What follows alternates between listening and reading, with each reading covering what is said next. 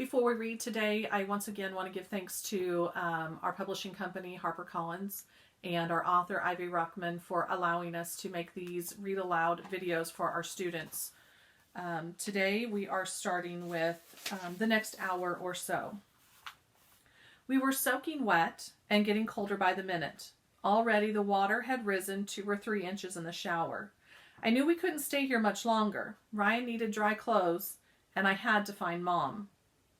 "Listen," Arthur said, now that things had quieted down a little bit. "Do you hear water running?" I had been hearing it. Water was gurgling and splashing onto the cement floor.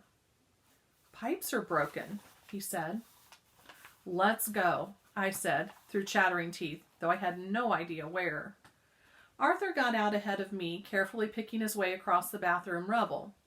He picked up something shiny. It was our towel rack, bent like a boomerang.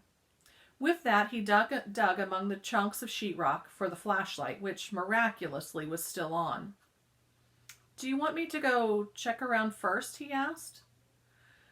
"No, wait, I'm coming." I got stiffly up to my feet, and I shifted Ryan so that he wouldn't brush against the jagged edge of the shower door. "If the stairs are clear, we can walk right up, like always." Ryan patted my face. He was glad to be up and moving, as I was. The first shock was Arthur's, because he had the flashlight. When I pushed into the doorway beside him, I caught my breath. Our house was gone. The roof, the walls, the floor, gone. As far as I could see, only the cement foundation remained, and inside the foundation, surrounding us and blocking our way, was a jungle of fallen support beams and splintered wood. I figured the rec room and the big storage area were just as bad. "Pick up sticks," Arthur said quietly. I couldn't speak. I just stood there, letting the horrible truth sink in. Our furniture, clothes, books, they were haphazardly mixed into the wreckage. Papers were scattering everywhere like white black bats. They fluttered up and over the foundation in the gusting wind. A tangle of 2x4s barricaded us into the bathroom. Arthur stepped over a paint can and he kicked aside a striped towel I had never seen before. In a half-strangled voice he said, "You can't bring Ryan out here." "Well, I can't leave him in the bathroom by himself." I couldn't stay behind. Didn't Arthur know that? I was scared, and I had to get out to find my mom.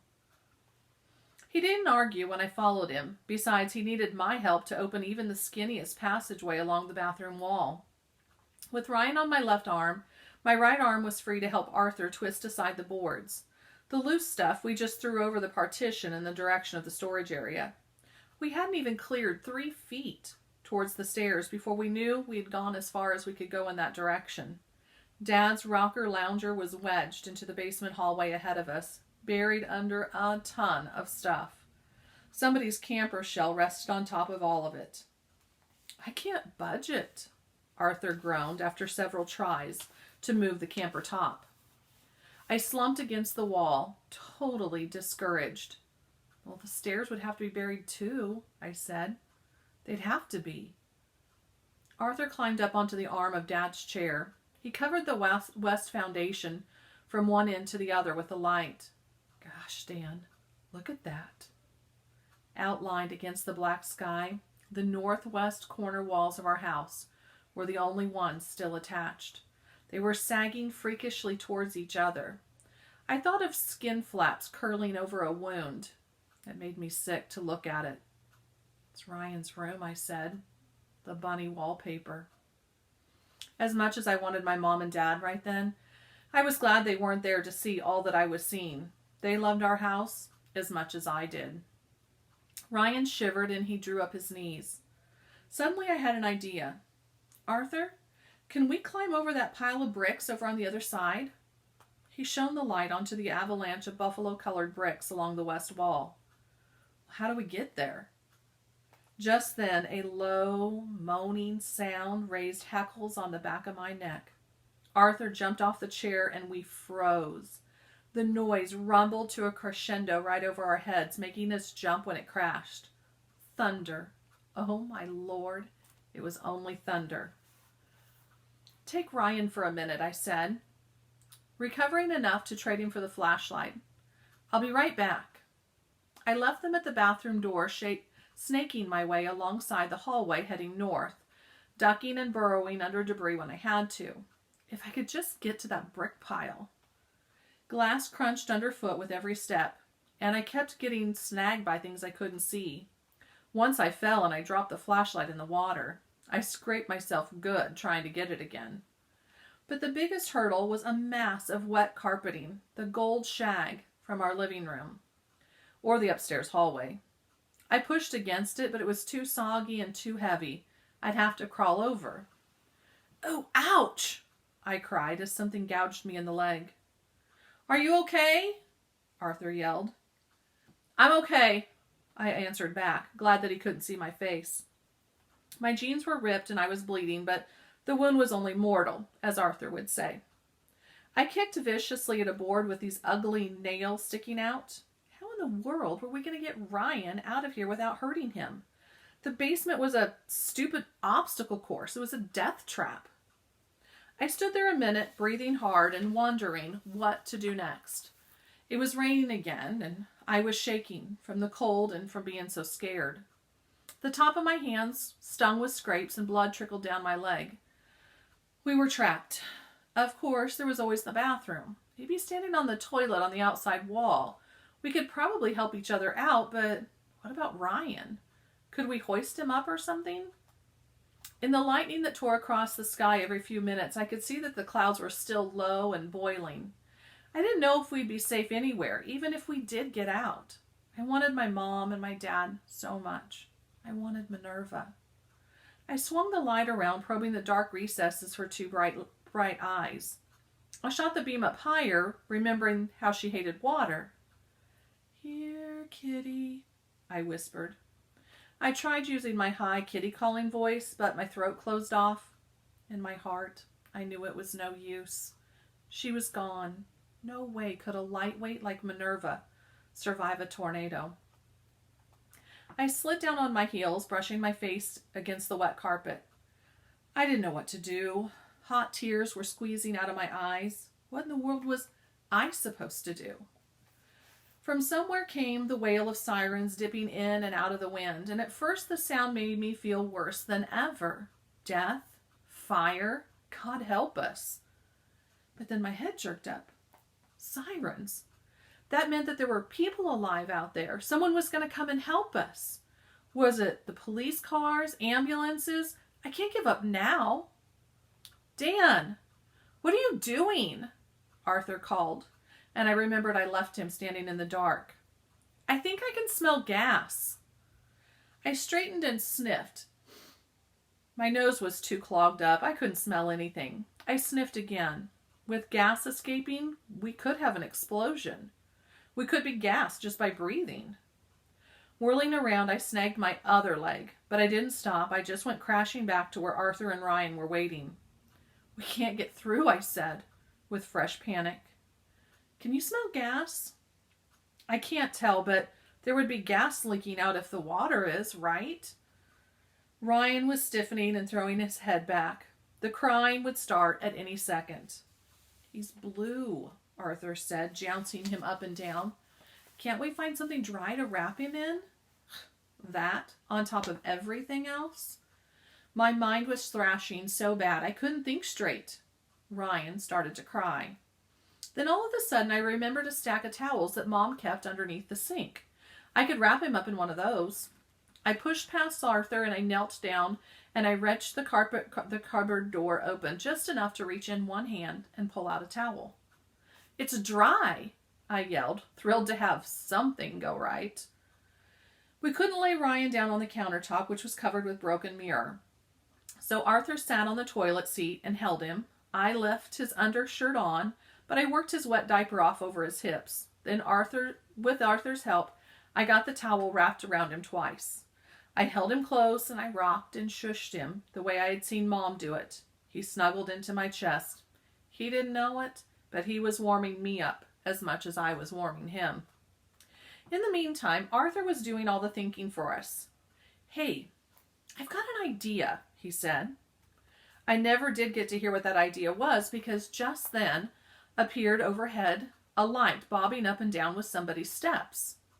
Coming closer, the light swept over our heads, crossing the west foundation and onto the sagging walls. "Help!" Arthur yelled at once, too close to Ryan's ears, and the baby screamed. "We're down here!" he yelled again. "Arthur? Dear God, is that you?" Hope shot through me like an electric charge. Arthur was jumping up and down. "Mama? It's me, Stacy." Arthur shot the light straight up into the sky, waving it back and forth like a beacon. Seconds later, Stacy was looking down at us from up above. We were lighting up each other's faces, which didn't need any lighting up at all. We could have glowed in the dark. We were so happy to see each other.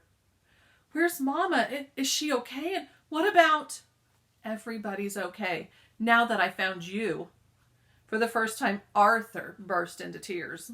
Big sobs rocked his body. He couldn't have held them back if he tried. "Oh, we were so worried," Stacy said, half sobbing herself. "We tried to get you on the telephone before, and I thought you were all dead." Arthur gulped. "I didn't think that you would go downstairs." "Oh, Arthur, we didn't. There wasn't enough time. Mama tried to get everybody underneath the big bed, but she and Ronnie and I wouldn't fit. We had to flatten out on the floor. It was awful. We were lying there holding each other. Arthur," her voice broke, "Ronnie Vay got sucked out of the window." I gulped.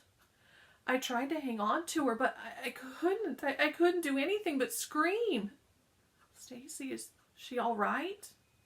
"She is. It's a pure miracle. It threw her into the Wagner's bushes and knocked her right out." Stacy wiped her face. Her hand was shaking so hard that I could see it from down below. "Mama thinks she doesn't even remember it." I shuddered. I could feel that sucking tornado all over again, and I could see Ronnie. Ryan let out a first-class wail about then and sent us all into action. Stacy leaned over the foundation and spotted the toilet tank with her big flashlight. "Listen, Dan," she said, gulping hard. "Can you climb up on that John with Ryan?" I nodded. In a second, she was straddling the foundation, and the torch was positioned on the cement in front of her. The wind tossed rain in our faces and sent her black hair flying as I scrambled onto the toilet seat. "Hand the baby up to me first," she said, "and then I'll help you guys." I climbed up onto the narrow toilet tank, bracing myself against the wall, with Stacy holding onto the neck of my t-shirt. I managed to take Ryan when Arthur lifted him up to me. I had to grab a hold of Stacy's leg once to keep from toppling over, but we got the job done. Right away, she re-wrapped him. "Poor little guy," she cooed. "He's practically naked, isn't he?" A few minutes later, Arthur and I were climbing over all the stuff in the laundry room, with Stacy directing us. The windows were blown out clean as a whistle, frame and all, and with the washing machine giving us something to stand on, in no time at all we were at ground level, shining our lights over the unbelievable rubble. Our yard looked like a World War II battlefield. Next to the flattened garage, Dad's prized white Corvette lay on its top like a discarded Matchbox toy.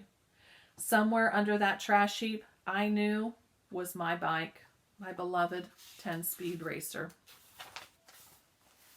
When I saw our big maple tree uprooted and stripped clean laying on the ground, I really hit rock bottom. Hooked on one of the branches was a scrap of lavender cloth. I guess seeing the top half of Grandma's birthday dress just snapping and twisting in the wind made me sadder than anything. It was like